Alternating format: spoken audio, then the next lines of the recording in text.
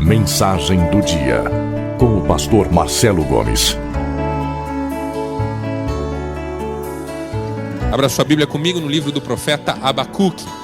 Nós vamos ler no primeiro capítulo, do primeiro verso ao verso 4, e diz assim a palavra: advertência revelada ao profeta Abacuque. E algumas traduções dizem um peso que foi mostrado ao profeta Abacuque. A sua tradução traz um peso que o profeta Abacuque viu, ou que foi mostrado para o profeta Abacuque. Versículo 2: até quando, Senhor, clamarei por socorro sem que tu ouças? Até quando gritarei a ti violência sem que tragas salvação? Por que me fazes ver a injustiça e contemplar a maldade? A destruição e a violência estão diante de mim, a luta e conflito por todo lado. Por isso a lei se enfraquece e a justiça nunca prevalece. Os ímpios prejudicam os justos e assim a justiça é pervertida. Até aqui, louvado seja Deus pela sua palavra. Nessas férias eu acabei assistindo televisão mais do que devia. E alguém talvez diga: pastor, devia ter orado mais. E eu concordo com você. Porque, infelizmente, a televisão brasileira está deprimente. E não só em relação às questões morais, mas também em relação às questões de realidade. A realidade no Brasil e no mundo, por que não dizer no mundo, está ficando cada vez mais complicada. Nós acompanhamos aí esses dias a morte de pessoas inocentes que foram assassinadas pela própria polícia em iniciativas completamente desastradas que foram tomadas sem a menor capacidade de solução de um problema. A corrupção que no Brasil continua sendo uma coisa assustadora. As pessoas roubam desde os escalões maiores até os escalões mais comuns da vida. Gente que rouba no troco. Esses dias eu vi um programa que fez uma espécie de pegadinha em que um troco era dado errado e a ideia era ver quantas pessoas contavam e ficavam com o troco. E o número de pessoas que ficam com o troco é alguma coisa assim assustadora. E gente cuja família está destruída, aquele jovem que matou a avó e a tia para comprar drogas com o dinheiro delas, e aquele menino que foi noticiado pelo Fantástico, estava deixando a família completamente alucinada por causa da sua dependência de drogas. E você vai acompanhando o noticiário e vai vendo que as coisas não vão bem, que as famílias não vão bem, que o mundo em que nós vivemos não vai bem. E as perguntas vão brotando no coração. Por que tudo isso? Por que a vida é assim? Por que as coisas têm que ser tão difíceis? Há algum tempo eu li um livro chamado As Grandes Lições da Vida, de um sujeito americano chamado Hal Urban. E o primeiro capítulo do livro tem o seguinte título: A vida é dura e normalmente não é justa. Esse é o primeiro capítulo do livro, a primeira grande lição da vida que o autor quer compartilhar. A vida é dura e normalmente não é justa. As pessoas não conseguem enxergar Deus em tudo isso. Onde é que está Deus? Se Deus existe, se Deus é bom, se Deus é todo-poderoso, por que é que Ele não faz nada? Essa foi a pergunta que motivou um livro belíssimo do C.S. Lewis. Se você não leu, deve ler. O livro se chama O Problema do Sofrimento. Na minha opinião, o melhor livro sobre a questão de sofrimento e um dos melhores livros que eu já li na minha vida. O Problema do Sofrimento, do C.S. Lewis. E o C.S. Lewis responde nesse livro, ou tenta responder, a pergunta clássica a respeito do sofrimento.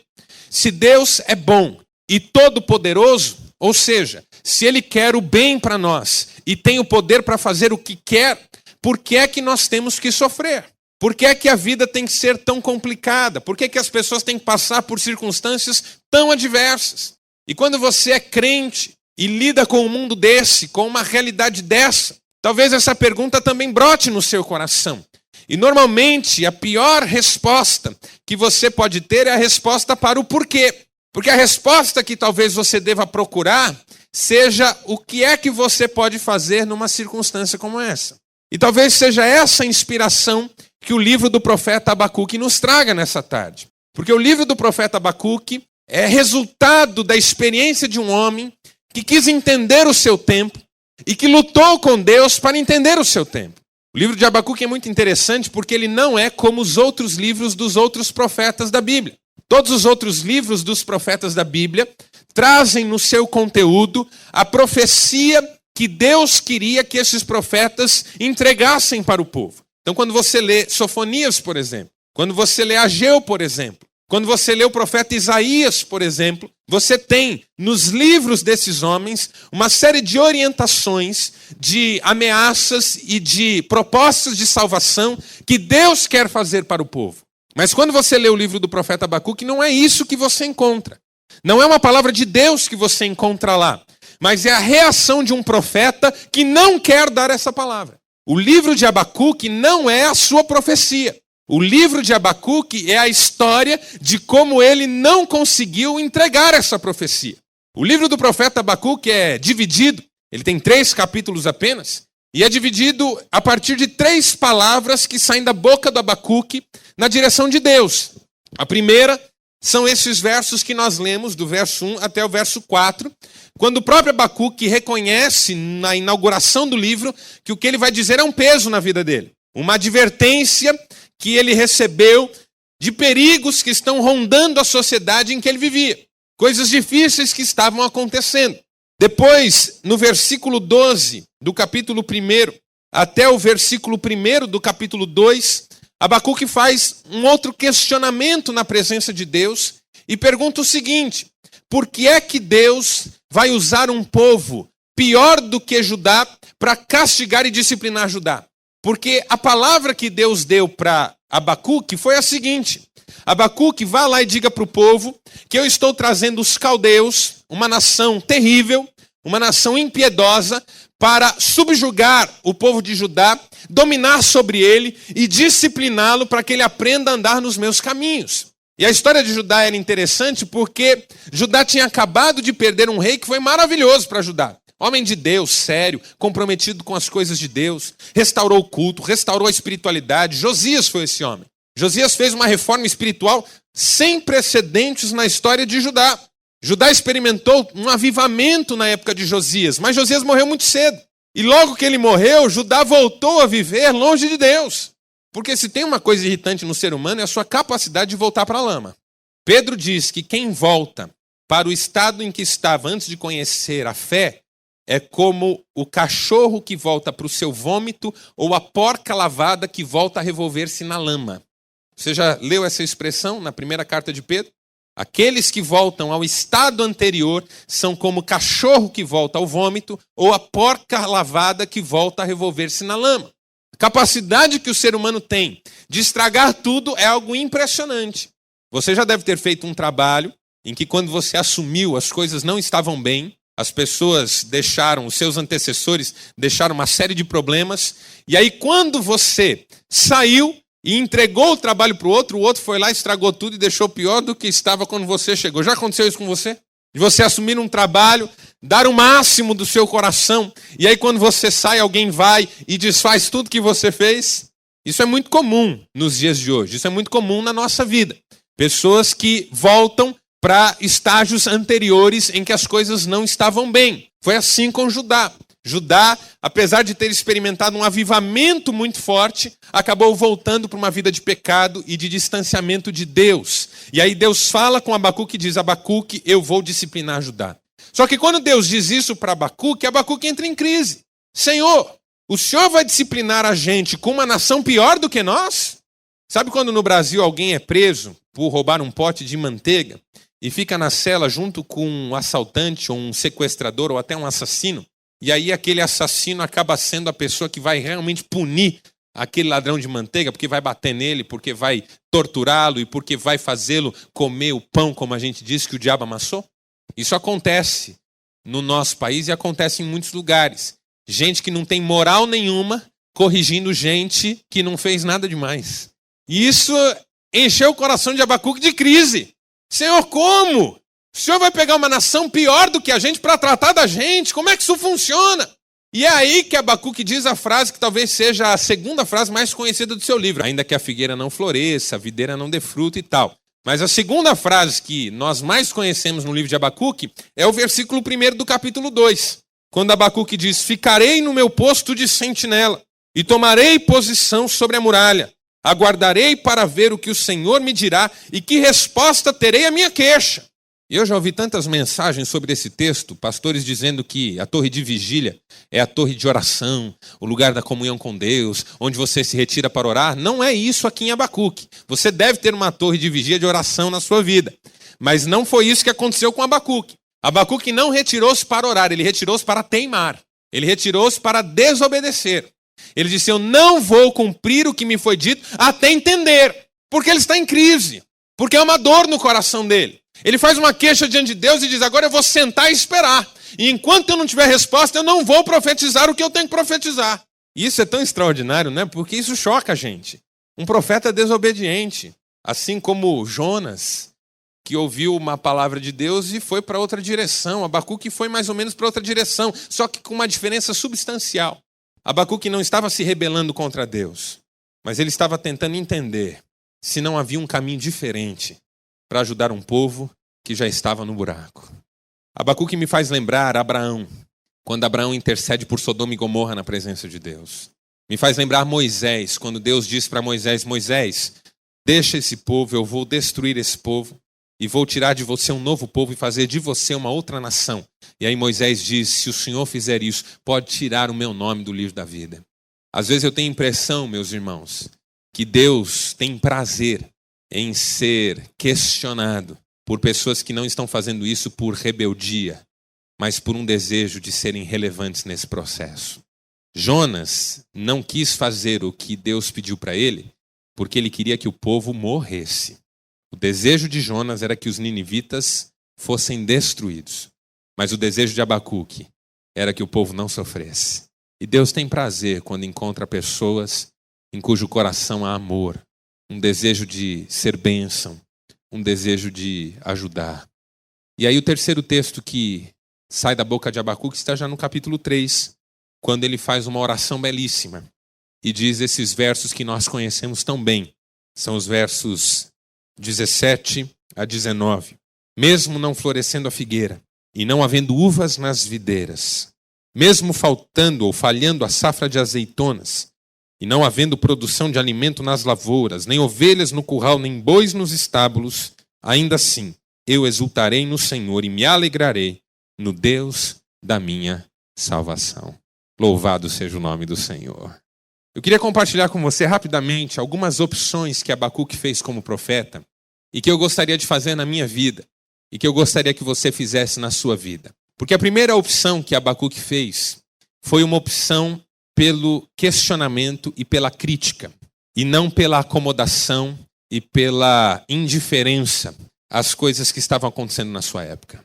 Se tem um tipo de crentes que nós precisamos resgatar nos nossos dias, é aquele crente que não se conforma com o mundo, que não aceita respostas prontas e que sabe que as coisas podem mudar. Romanos capítulo 12, versos 1 e 2 dizem assim: rogo-vos, pois, irmãos, pelas misericórdias de Deus, que apresenteis os vossos corpos por sacrifício vivo, santo e agradável a Deus, que é o vosso culto racional.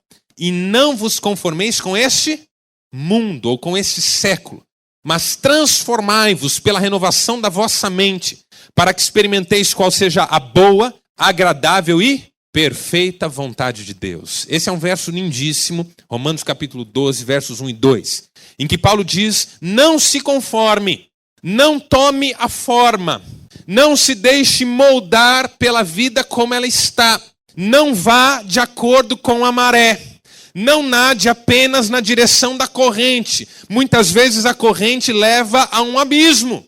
Um rio muito agradável e muito gostoso pode estar conduzindo com a sua corrente para uma queda vertiginosa, altíssima, na qual você fatalmente morrerá. Então não nade sempre conforme a maré. Tenha coragem de questionar, de perguntar por quê. E se for preciso entrar na presença de Deus com essa postura questionadora, lutadora, faça isso. Chore diante do Senhor, clame diante dele. Diga, Senhor, não é possível que as coisas tenham que ser assim. Esse não é o mundo que o Senhor sonhou. Essa não é a vida que o Senhor quis para mim. Essa não é a família que o Senhor quer que eu viva nela. O Senhor quer que essa família seja diferente. Esse não é o casamento que o Senhor sonhou. Eu quero orar, Pai. Quero questionar isso. Eu quero buscar uma vida diferente. Eu quero pôr meu joelho no chão. Eu quero crer que as coisas podem mudar. Questione, meu irmão. Questione. Assuma uma postura crítica. Não aceite as coisas como prontas. Nós vivemos uma geração acomodada, em que as pessoas aceitam as coisas como são. Todo mundo faz, a gente diz. Todo mundo experimenta droga. Todo mundo faz sexo antes do casamento. Todo mundo trai a esposa. Todo mundo sonega impostos. Todo mundo faz isso, todo mundo faz aquilo. E a gente vai entrando numa de todo mundo faz, eu faço também. E a vida vai se tornando pobre, pequena. E a gente começa a ver menos milagres de Deus na nossa vida. O mesmo C.S. Lewis, no livro Milagres, que é um livro extraordinário, vale a pena você ler, diz que milagre é uma palavra que anda muito junta com a palavra martírio. Na Bíblia, o milagre está muito próximo da ideia de martírio. Só alguém que se entrega para Deus e resolve viver para Deus é que vê milagre, é que experimenta milagre, é que se torna agente de milagre na vida dos outros. O problema é que a gente está muito acomodado. C.S. Lewis diz, enquanto nós não levantarmos do sofá, nós vamos deixar de ver milagres. Ele faz uma pergunta que eu achei extraordinária. Ele pergunta assim, qual é a chance de você estar presente quando um grande tratado de paz for assinado, ou quando uma grande cura para uma doença terrível for encontrada, ou um grande conflito nacional for resolvido? Qual é a chance de você estar presente? Qual é a chance de você estar presente quando um grande avivamento começar na vida da igreja?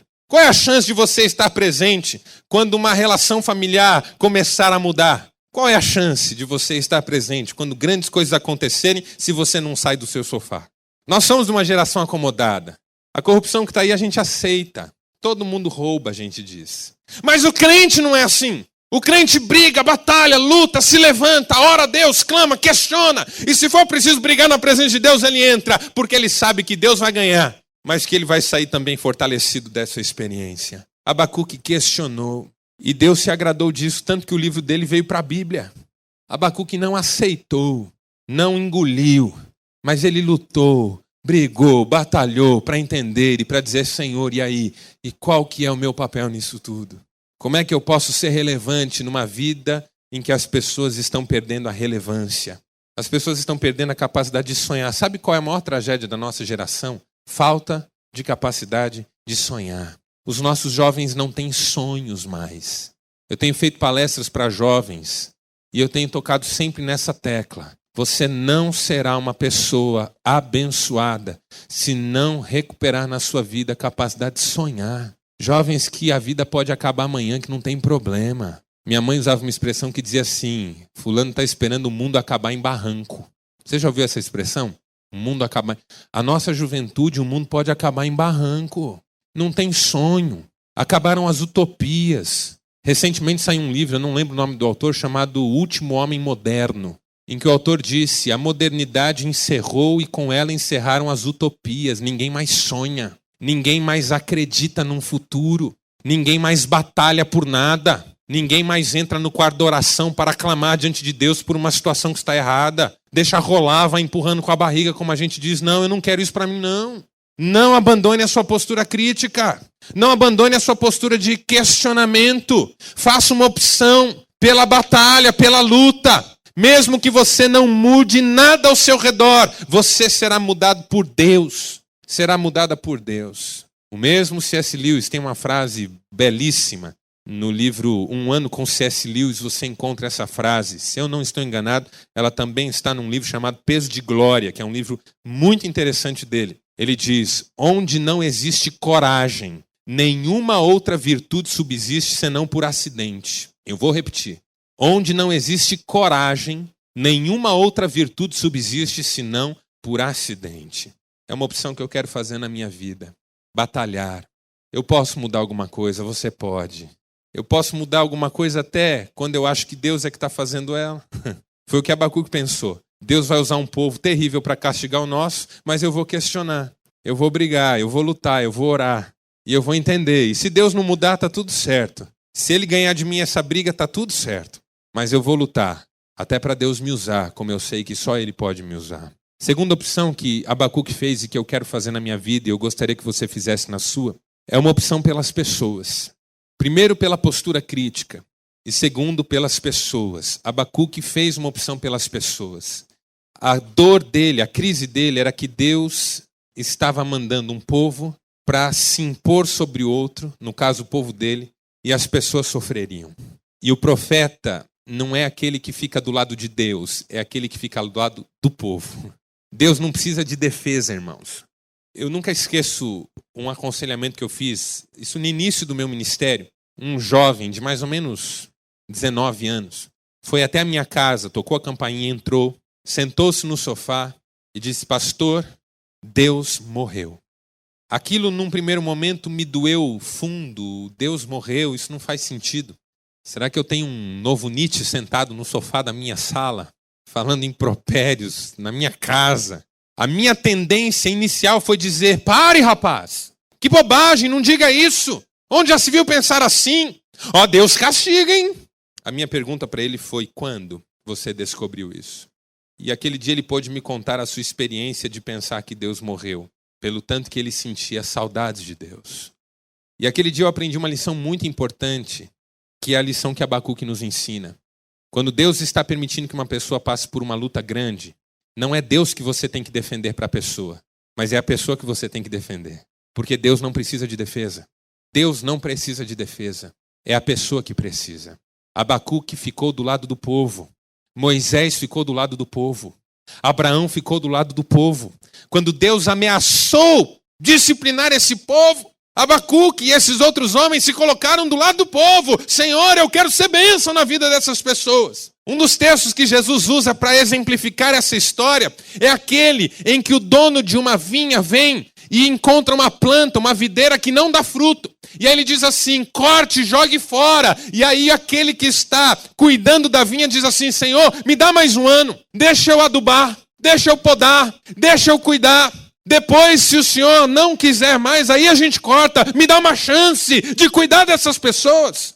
É o espírito do apóstolo Paulo. Quando o apóstolo Paulo diz assim: eu choro pelos israelitas que não conhecem a Jesus, e eu mesmo gostaria de ser anátema se soubesse que por isso eles seriam salvos. Será que nós teríamos coragem de dizer: Senhor, se o Senhor vai salvar todas as pessoas, e para isso precisa me mandar para o inferno, pode me mandar? Ou a gente diz assim: azar desse povo, eu é que estou certo. Quem mandou não aceitou, azar. Os grandes homens de Deus na Bíblia têm um amor pelas pessoas inquestionável. Eles estão dispostos a perder a sua vida em nome do povo. Moisés diz: tira o meu nome do livro da vida, mas não mate esse povo no deserto. A minha sensação é que nós perdemos isso, irmãos. Eu li recentemente um livro de Carl Rogers chamado Grupos de Encontro. Eu acho que todo líder de célula deve ler esse livro.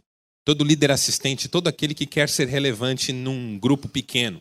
Carl Rogers é o maior expoente da ideia de terapia a partir de grupos pequenos. E esse livro, Grupos de Encontro, é um relato de experiência, em que no terceiro capítulo, a partir da página 51 desse livro, você vai encontrar um título: Como ser um facilitador de grupo pequeno.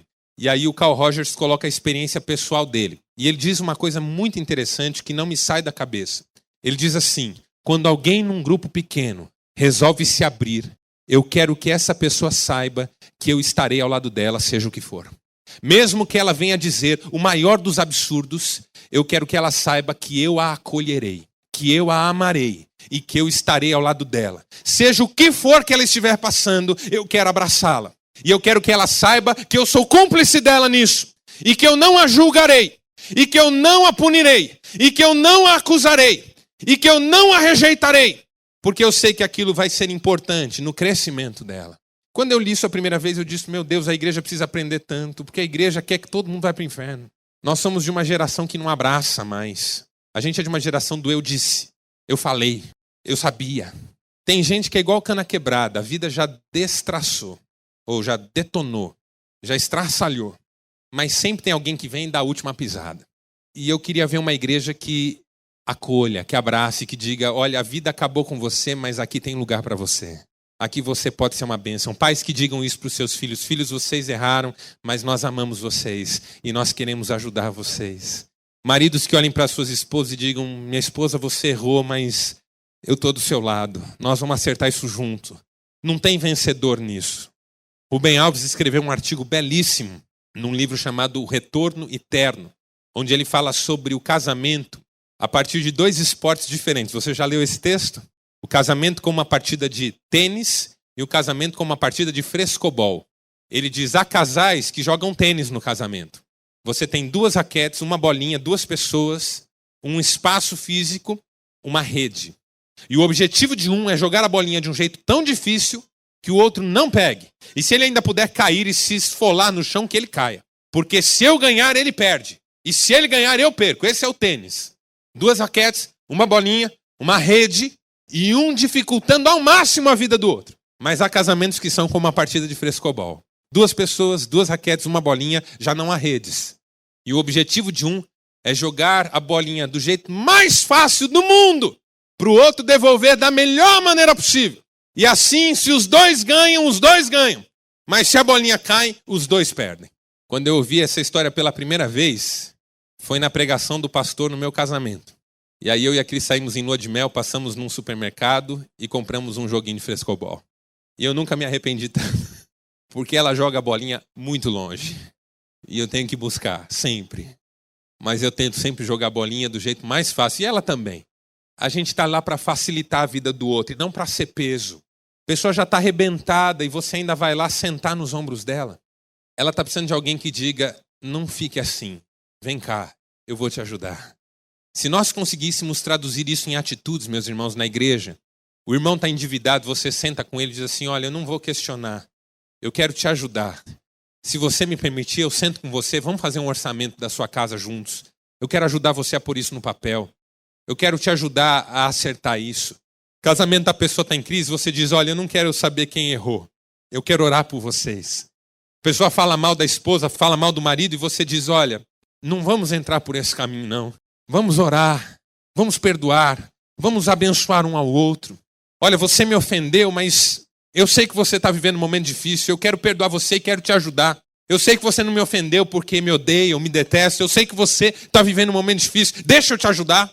Isso é opção pelas pessoas, que Abacuque fez, eu gostaria que você fizesse também, e eu gostaria de fazer. Mesmo que a gente não consiga mudar a vida de ninguém, nós seremos relevantes na vida de pessoas que um dia vão receber o nosso abraço. Como é gostoso receber um abraço de amor. Às vezes você não tem o que dizer para alguém que perde um ente querido, que está sofrendo, mas só um abraço ajuda tanto. E finalmente, eu vou terminar, que eu já estou no meu horário. Terceira opção que eu quero fazer na minha vida e que eu gostaria que você fizesse na sua e que Abacuque fez na dele, foi uma opção pela esperança. Primeiro, uma opção pela crítica, postura crítica, questionadora, de gente que quer entender a vida. Segundo, uma opção pelas pessoas, de amar as pessoas, de ajudar as pessoas e se colocar ao lado delas. E terceiro, uma postura de esperança. Não abrir mão da esperança. Moltmann diz que viver sem esperança é como não viver mais. E eu tenho aprendido isso cada dia na minha vida. Você olha para o mundo, você fica desanimado. Você olha para Deus, você volta a ter esperança. Você olha para o presente, as coisas não estão bem. Você olha para o futuro e descobre que o futuro está descortinado diante dos seus olhos por um Deus que é fiel. Você olha para as coisas que estão acontecendo, você quer deprimir, mas você olha para o que Deus está fazendo dentro de você, você volta a se animar. Deus é maravilhoso. E Abacuque descobriu isso e por isso ele pode cantar no final do seu livro, ainda que a figueira não floresça, ainda que não haja fruto na vide, ainda que o produto da oliveira minta, e não haja gado no curral, não haja bois nos estábulos, eu me alegrarei no Senhor, exultarei no Deus da minha salvação. O Senhor é a minha rocha, é o meu refúgio, Ele tem cuidado da minha vida. Essa é uma declaração da fé, que eu e você precisamos voltar a fazer. Mesmo que tudo à nossa volta diga não. Emmanuel Levinas, num livrinho chamado Da Existência ao Existente, é um livro de filosofia, você não precisa ir atrás de ler, mas eu li esse livro há algum tempo e achei muito interessante. Ele diz uma frase que eu guardei, que eu achei extraordinária e que me lembrou o apóstolo Paulo. Emmanuel Levinas diz assim, esperança só é esperança quando não é mais permitida. Esperança só é esperança quando não é mais permitida. Eu acho que foi isso que o apóstolo Paulo quis dizer quando disse Abraão creu contra a esperança. Por quê? Porque as circunstâncias ao seu redor não lhe permitiam crer, mas ele creu. As coisas diziam não, mas ele creu.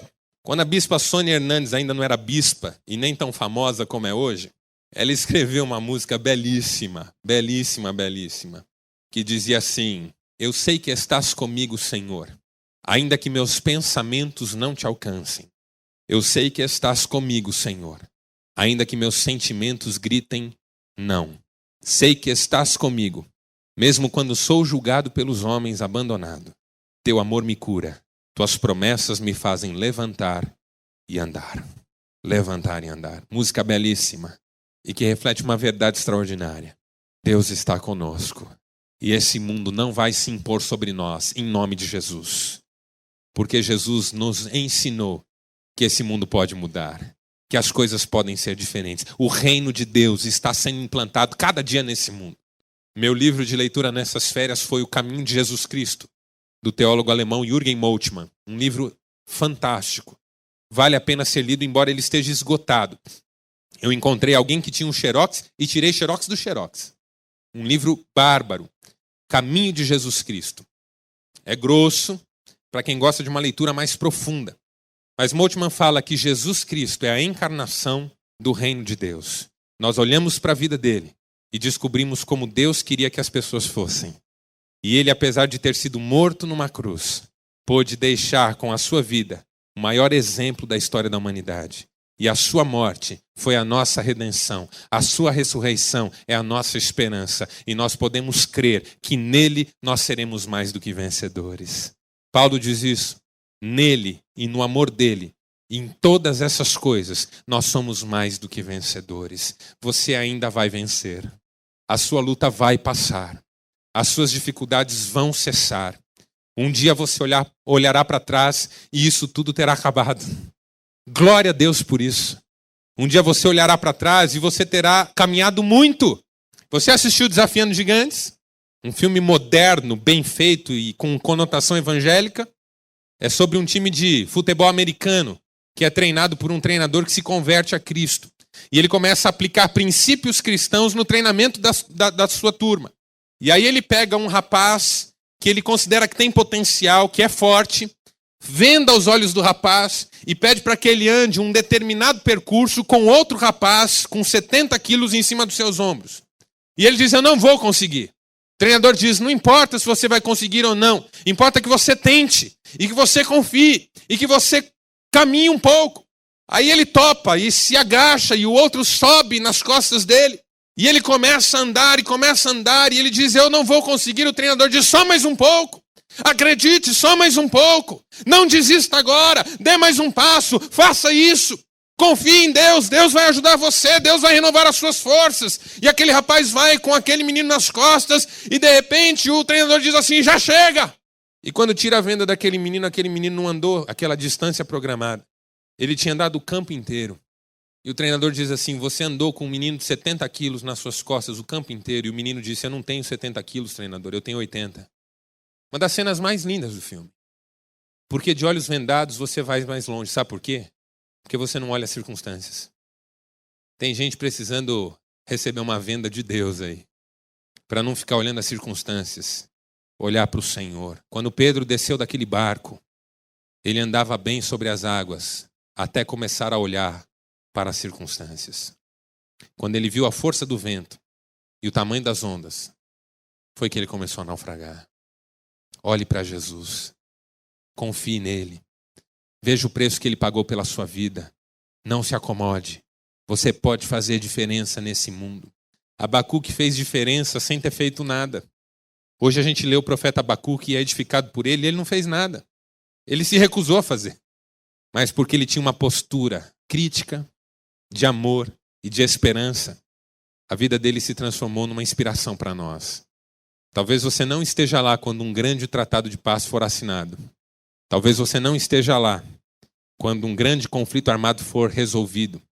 Talvez você não esteja lá quando uma cura para uma enfermidade seja descoberta. Mas muitas pessoas passarão por essa vida e darão graças a Deus por terem conhecido você. E é assim que eu gostaria de ver uma igreja. Uma vida relevante. Uma igreja que faz uma opção pela crítica, porque a fé, à medida em que cresce, torna-se mais e mais inteligente. Pessoas que façam uma opção pelas outras pessoas, gente que acuse menos e abrace mais. E que faça uma opção pela esperança. E que na esperança tenha alegria. Porque a esperança traz alegria. Eu me alegrarei no Senhor. Que a esperança bote um sorriso no seu rosto hoje, em nome de Jesus. Senhor Deus, Pai amado, Deus da glória, Senhor nosso, misericordioso, amoroso, bom, que bom ouvirmos a Tua palavra. Que bênção podermos ser confrontados, desafiados, consolados, alimentados, abençoados pela Tua palavra. Que maravilha podermos sentir a nossa sede saciada e as nossas necessidades supridas pela Tua palavra. Tua palavra que é mais doce do que o mel, Tua palavra que é mais valiosa do que o ouro, muito ouro fino, Teus decretos desejáveis, Tuas ordenanças todas justas, Tua lei perfeita. Que maravilha podermos conviver com a extraordinária palavra do Senhor. De forma que a nossa oração agora, ó Deus, é para que o Senhor nos ajude a colocar em prática a Tua palavra.